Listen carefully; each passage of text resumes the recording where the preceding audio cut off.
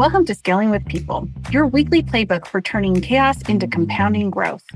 Each week, we go under the hood with battle-tested experts in all areas of business, from marketing to sales, operation, finance, and people, plus product and leadership, to unpack the plays, numbers, and systems that turn chaos into compounding growth. Learn straight from founders and experts who've done it and continue to do it successfully. There's zero fluff, just moves that you can steal immediately. This podcast is brought to you by Guide to HR, human expertise, AI-powered impact. Welcome, everyone, to today's Scaling with People podcast. I'm Guinevere Curry, your host and founder and CEO to Guide to HR. On today's episode, we're diving into a battlefield most leaders underestimate. It's how you position yourself in the marketplace. Today's guest is Joe Frankie III. He's a former U.S. Army commander. Thank you so much for your service, kind sir. And turned executive advisor who has spent 4 decades leading teams across industries and helping more than 750 executives, veterans, and students build powerful bridges to their next opportunity. Today, we're going to break down why your EQ and IQ are only as valuable as your ability to merchandise them, the covert and overt tactics leaders use to elevate their professional presence, and why being kind to your avatar on LinkedIn might be the most strategic move you make this year. So buckle up, because this conversation turns networking into a precision operation. Well, Joey, thank you so much for your time today. Love having you on this. Can't wait to dive in. But before we do, any other words of wisdom of who you are and what you've done in the past? And again, thank you so much for your service. Oh, it's a pleasure to be here, Guinevere. Yeah. So thanks for having me, and look forward to getting into it. Yeah, awesome. Okay, so you're like, let's just do it. That is the Army man talking, right? Well, okay, great. So let me ask you, you've led teams across military. You've helped more than 750 executives, veterans, and students. Your background spans platoon command to advising CEOs. How has your view of leadership evolved over your decades of experience? Leadership is pretty basic, and there are certain steps necessary to become a leader. And in fact, I was in a class at a university, and the subject was leadership. And so I shouted at everybody in the class, and I said, "Stand up now." And 2 people jumped up, and the rest of them were like, what do I do? What do I do? And I said, "Those are your 2 leaders right there." And they said, "Well, how do you know that?" And I said, "Before you can become a good leader, you have to be a good follower." Oh. If you can't follow, don't worry about being a leader. That's interesting. That's so fun. And I also think, as you were telling the story, I was thinking, and that you were also the leader because you were telling people what to do already. Well, but see, I can train those people because they follow instructions. Yeah. Oh, yeah. I get you. Okay. Yeah. Great point of view. Yeah. So the ones that most people are going to kind of wander around like with a stunned mullet look, like, what do I do now? Think about it, look around, see what everybody else did. But these 2 people jumped up, and I said, the easiest way is to start with them, because they can evidently follow instructions. And if you can't follow instructions, think about it. If you're a leader, then you have to lead people below you, but you also have a leader above you that you have to follow. So true. Yeah. So what leadership lessons have you learned from the battlefield that has translated most directly to business leaders today? Be a servant leader. Don't ask anybody to do anything that you wouldn't do yourself. And if you're a servant leader, you're right down there with them. You know what's going on. You can see things. You know whether they need resources, and I always encourage leaders to, I call it leadership by walking around. It's also called management by walking around. And that is, go around the things that you lead and go see it, see what's happening, interact, ask questions, and people will let you know, what you need to know in order to properly lead them. I love that. I mean, first of all, you said leadership is easy at the front, and I was like, yeah, but it's complicated, but it's easy. And that, right, you said that one thing if that is all you do as a leader, it has such a phenomenal impact because you're building trust, right? You're letting them know you know what to do and can do it, but you're asking them to do it instead. And you're listening to what the roadblocks are for them. And maybe some of them are their own roadblocks that you can help them get past, or they're roadblocks that the organization has created that you need to go fight for to get rid of to help them be able to do their job. Right. It's usually a combination. But as far as being a leader in an organization, I am the resource provider for the people that I am leading. So, I have to know what resources they need. And if somebody asks me to do something, I have to be smart enough to say, I can do that. I have these abilities right here, but these are the resources I need to do what you just asked me to do. Yeah. Or Um, there's or go. the or an accommodation occurs. Well, Mhm. we don't have those resources, so let's take it to that level and let me work on getting the resource to take it to another level. Yeah, or I was thinking priorities too, right? Like you might have all the resources you need except for time. You can't make more time. And so sometimes I know a lot of leaders, like I coach them in regards to like what you need to do is help prioritize the workload your employees have so that they're focusing on the right thing that the business needs them to focus on to move the needle. I think that's really challenging as a leader sometimes, especially when you have competing priorities. You have a customer that needs XYZ, but you have the investors or the board or your CEO that's demanding ABC, and you got to get them both done. It's like, how do you help your employees, your direct reports, know what to work on to get done first? And then having the voice, right? Like maybe it's like, hey, this client needs this. CEO, I will get you your ABC. However, client, we need to retain and make this client happy. Are you cool if we give you, if we get this to you in a day later and having the conversation about prioritization? Oh, absolutely. One of the things I learned in the Army was if you looked at all the requirements that you have to do as a leader, you know, you have 1 year. These are what I call annual requirements. Okay. Would take 465 man days to do the annual requirements, right? Yeah, wow. So consequently, what you really get paid on doing is, okay, where is this particular unit at? Where do we want to go? What resources do I have? Because there's no way I can do those 475 or 465 man days of requirements. So I have to be able to take risk, Yeah, you know, yeah, and a leader has got to know when to take risk. And risk, I'm not talking about taking a gamble. A calculated risk is just that. I mean, it's analyzed. You look at what's going on, and okay, we're going to accept risk here because we want to do this over here, and it's a challenge. When I was explaining to junior leaders the difference between a risk and a gamble, I says, um, if you are down at the airfield and you tell somebody, okay, this truck needs to go over here, right? And so you go and you see this soldier and say, hey, take this truck over here. You just made a gamble. Whereas a good leader would say, okay, I got to move the truck over there. Okay, this soldier's available. Then the question is, hey, did you just come off duty, 24-hour duty, or are you available for duty? Hey, do you have a license for this 2.5 ton truck? Okay, is that truck properly dispatched?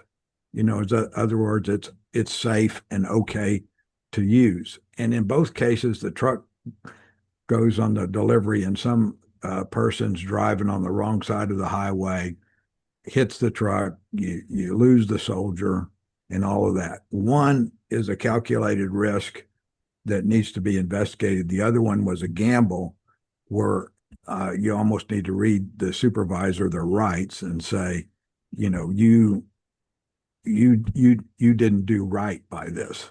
So I differentiate between calculated risk and gamble. that's really key. I love that. So let's kind of switch gears. As a leader, we don't think about a lot of times our own personal branding. You talk about merchandising EQ and IQ. What does that actually mean in practice for a leader or an executive? Okay, so for example, your IQ, okay, that's your intellect, what you know about something. So if you think about a resume is really about 95% of your intellect displayed. This is what you got done, and it's a black and white snapshot of who you are and what you can do. Then on the other side of the equation is the LinkedIn profile. And the LinkedIn profile is a color portrait.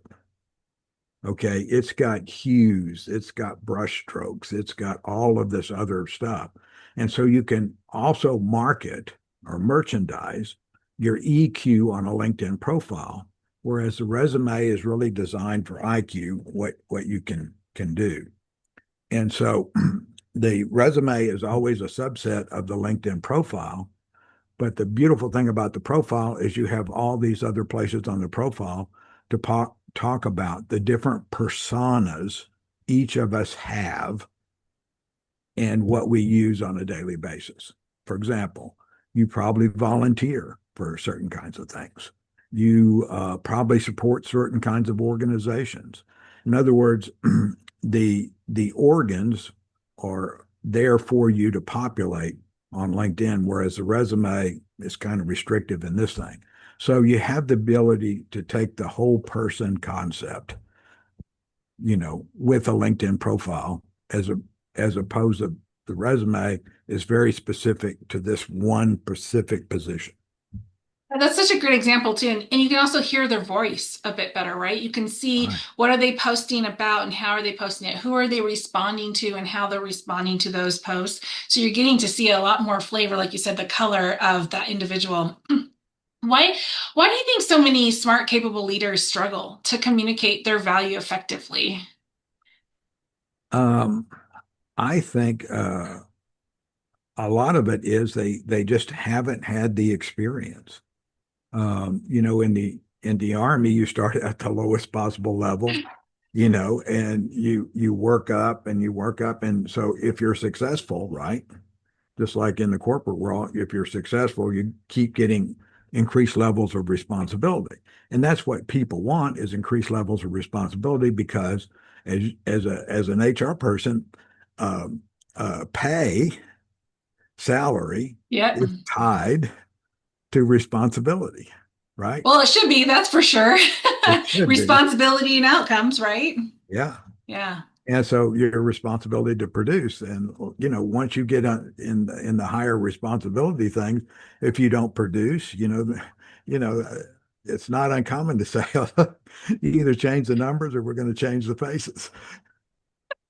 Yeah, exactly. So if someone who's listening and they're like, I'm still struggling and I'm higher up in my career, they're highly competent but individual professional, what is maybe the first step or two that they could take to help fix that visibility problem? Well, if you think you have a visibility problem as a senior person, then I can tell you immediately, almost within 95%, then you're not merchandising or marketing yourself on LinkedIn, because if you take that effort, and believe me, it's not easy, because think about it, you're doing a term paper on yourself Yeah. with all the edits and Yep. all of that kind of stuff, or you get some help for somebody like me or something like that, because I'm a third party off to the side, interacting with you to help you do that. But I would say that you're probably not doing that. And if you haven't done that, then you haven't gone through this inventory, this research of who are you? What do you bring to the table? And people will say, Joe, one of the things you just told me is you coach 762 people professionally. And I said, yeah. And he said, well, why is that important to me? And I said, because if you work with me and you can't measure your production, I cannot help you. Yeah. That's it. Yeah, I love that. So We kind of queued up that we're going to be talking about covert and overt methods. Yeah. We like of the to build influence and opportunity. Can you first explain the difference between the two? Covert versus overt, all right? So overt are the things that we take out in the open. Like, for example, if one of your friends was needing a job, then they're talking to you. They're saying, "Hey, can you keep an eye open for me? You already know me, and so those are the overt things. Say if you apply for a job, that's overt. So a lot of the world used to be overt. In other words, 15 years ago, you applied to jobs and you went back to the newspaper and you went over to the to their HR office because there was an ad in the paper, and you had to submit your resume. These were all overt activities. But now in today's world, with especially with LinkedIn, and it's brought it to the forefront along with a lot of other tools, is now you have the covert opportunity. In other words, you are going to a virtual coffee meeting 137 times a day, but it's not you. You don't know it. It's your avatar. And your avatar is the LinkedIn profile, specifically the about section and above. It's the face that you show to the public outworld. And so those are the covert things you can do. And so I've coached in, I think, 16 different countries now, Oh, wow. and I've never advertised. So then you ask yourself, how did these people in these different countries, how did you coach them? Well, they sent me a LinkedIn message saying, "Hey, this," and, we ended up having a conversation, a phone call, and then they decide they want to be coached, and we do it because we do it over the phone and the computer. Yeah. But my point is, people found me as opposed to me finding them. So that is the covert power of LinkedIn and these other tools is you can be seen by people you would not normally have been seen before these tools were made available. Yeah, that's so true. So, what are some covert strategies that high performing leaders use that most people never notice? First of all, a high performing leader, okay, you have to decide whether you want to be present in the new world or Oh, not. yeah. Okay. Yeah. Especially with So AI.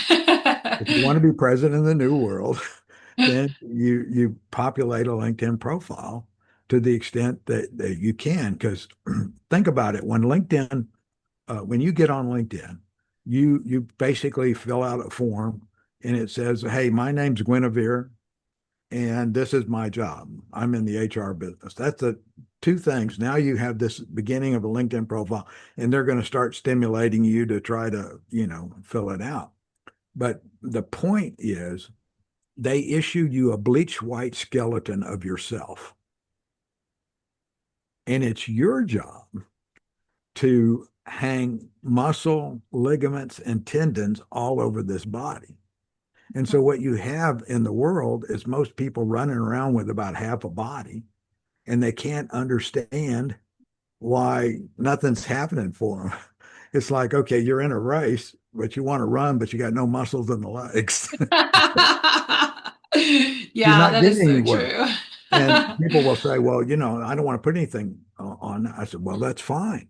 Okay. So you want to be 395 out of 400." I said, "Well, I do executive search and I will never, ever, ever see you as Hmm. 395 out of 400."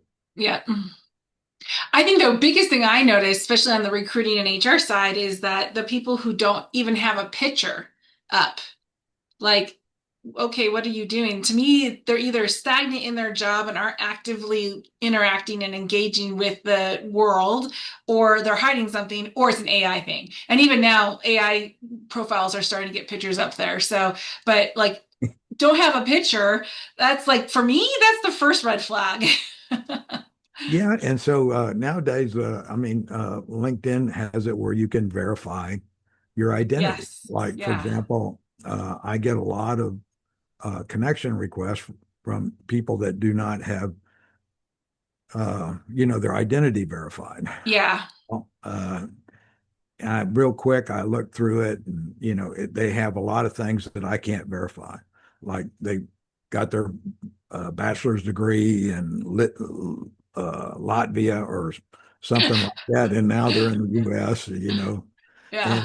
And so I don't pay much attention to that. Hmm. Once you've got your ID verified and you got your picture, picture's worth 1,000 words, and that's what I Yeah. always, yeah, I mean, your headshot really needs to be a professional type headshot. And I'm seeing where people can take a picture with AI and kind of get there the same way, but the bottom line is you got to be present and you got to be professional.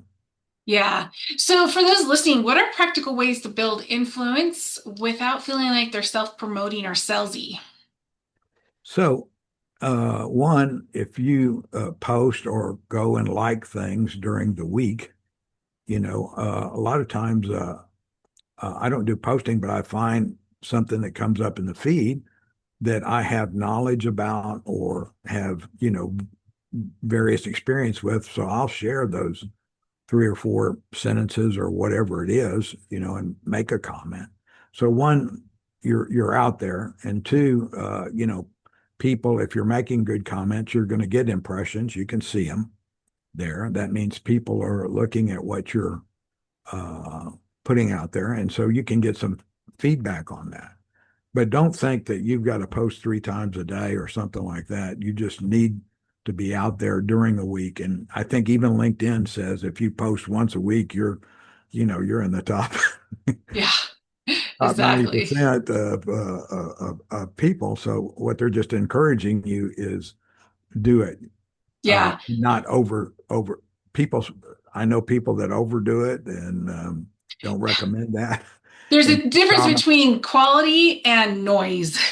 yeah, so I look for quality. And if I Yeah. can't add quality to something, or say it's something you posted, but I'm not familiar with it, I might like it, but I'm not going to put a comment out there because, okay, there's probably more qualified people on that particular subject to make that comment. Yeah, that makes sense. So earlier you said be kind to your avatar. What does that mean in the context of professional presence? Okay, so think about your about section. Okay. So you have your background photo, okay, and then you have your headshot, you have your headline, and then kind of below that is, the about section. So the about section is what you would do uh, in an avatar sense.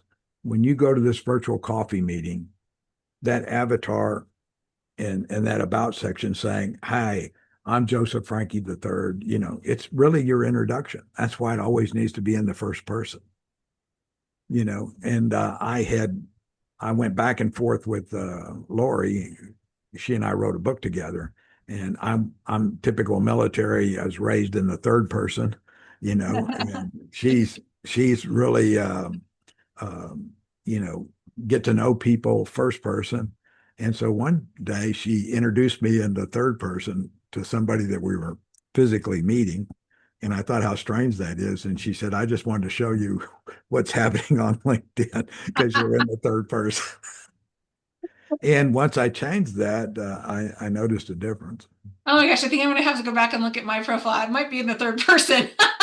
Well, usually the third person looks like, okay, the marketing department wrote your bio and stuck it in Mm, there, right? yeah, yeah, She, you yeah. know, Guinevere Mrs. this, So and she so. that, her that, instead of me and I's. Yeah. Yeah. So, what do you see as some of the biggest mistakes, or one biggest mistake that you see executives doing on LinkedIn today? Uh, well, first of all, executives need to get there. And if you're a big executive, you're in the top 5%, you got a whole marketing department, you don't have to worry about that stuff. Okay. But all the rest of us, the other 90% of us that are executives in smaller companies that don't have HR departments and all that other kind of stuff, you have to be out there. You're the masthead of the organization. You're the number one marketer of your products and services. And so you got to show up, professionally. Mhm. And so, populate a LinkedIn profile so that people can see who you are, what your values are, and all that kind of stuff. And then they're going to presuppose that all falls back down if you're the leader of this organization in the company. And if anybody was not dealt with right, you also have the ability to be contacted, which is not a bad thing. Yeah. That's a chance to fix something Mhm. rather than, you just have something that happened, you don't fix it because you don't know about it. Right. Yeah, yeah, that's true. Okay, I want to flip the script a little bit here because as a veteran yourself and working with founders and CEOs, you help place veterans into CEO roles and other critical leadership roles. What leadership traits from the military experience translates so well into leadership and CEO roles? One, they know how to deal with people. I Mm, mean, you can't be a leader without knowing how to um, uh, deal with people. And usually, if you're a really good leader, I mean, you've figured it out the hard way. In other words, you have a lot of wisdom as a leader, and wisdom is a function of experience plus failure. ooh, that's a good You quote. can't have wisdom without failure. Yeah, You because you learn more from your mistakes than you do your successes. right.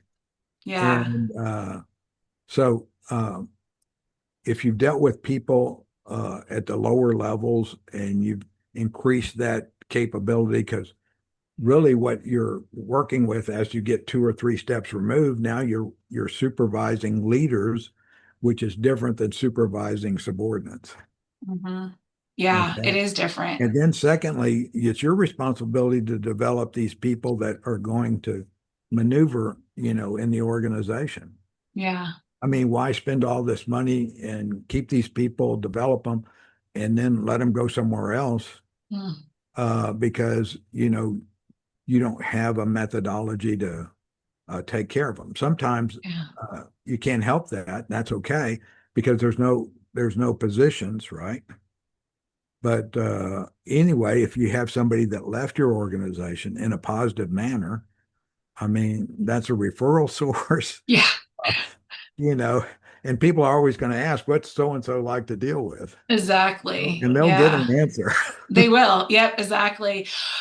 What misconceptions do you see civilian companies often have about hiring veterans into leadership roles? I mean, veterans, you guys have a place in my heart, and I always try to figure out how to hire veterans into organizations, but I see there's just so much challenge. What do you see?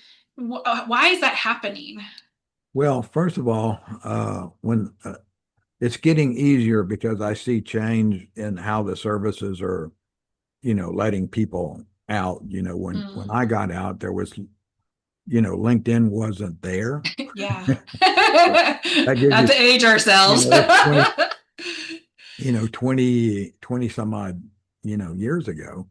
And so LinkedIn wasn't there. And so you had to do this stuff by moving around. And I mean, you went and got stuff from the newspaper, but you ended up finally having to learn that you've got to make the effort to articulate your experiences and what you bring to the table in hiring manager vernacular. Mm-hmm. Because the hiring manager has no idea. I'll give you an example. I work with this senior sergeant. He'd done about 25 years in the service, and so he was having a problem getting a job. So I was looking at his LinkedIn profile, and he just says, petroleum, truck, fleet manager or something like that.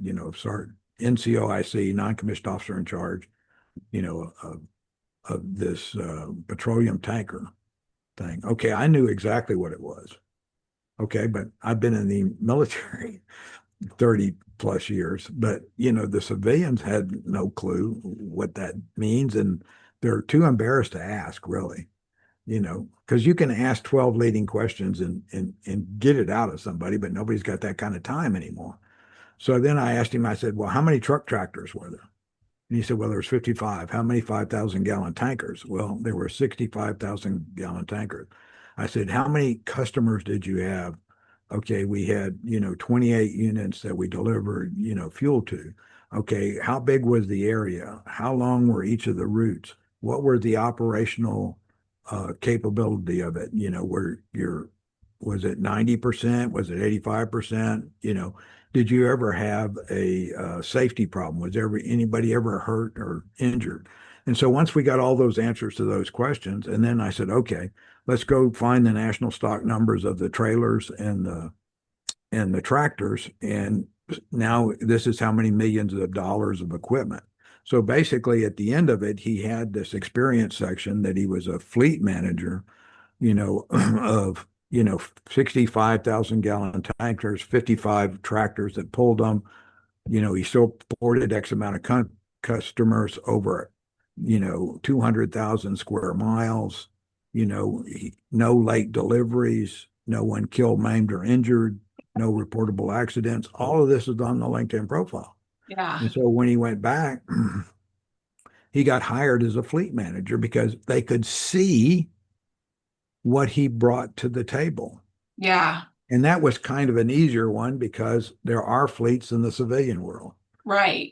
When you start getting into the combat specialties, then it requires, even more thought and articulation about what you learn. Yeah.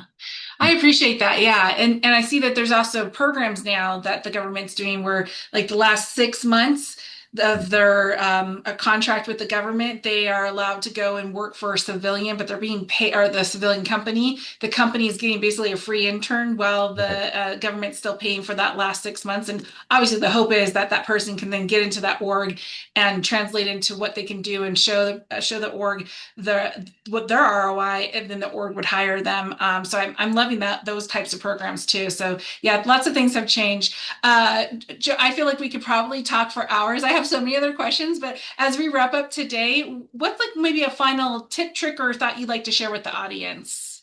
I would say a tip or trick I would like to say is I do executive search. So in 12 seconds or less, I determine whether I'm going to read the rest of your profile for an opportunity. Ooh. So the background photo has to line up with your headline. In other words, these things that you say that you want to be, or you do, or you have experience with, and you have a world-class headshot where somebody can see your eyes. If someone cannot see your eyes subconsciously, you're not trusted. Oh, interesting.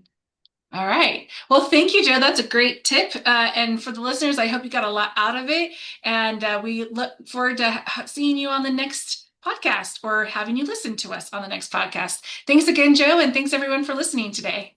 Guinevere, it was a pleasure. And we can always talk in the future on a different subject. Always. Thank you again, Joe. Bye, Thank you, guys. Bye-bye. That's a wrap for today's episode of Scaling with People. If you got value from this conversation, do me a favor, share it with someone building something big. And hey, I'd love to hear your take. Drop a comment, shoot me a message, or start a conversation. And don't forget to subscribe so you never miss the bold, unfiltered strategies we drop every week. I'm Guinevere Query, founder and CEO of Guide to HR, where we help high-growth companies scale smart with people-first strategies and AI-powered systems that don't just keep up, they lead. If you're building fast and want your HR to move faster, head to guidetohr.com and let's talk. And remember, scale isn't just about speed, it's about people. Until next time, have a great one.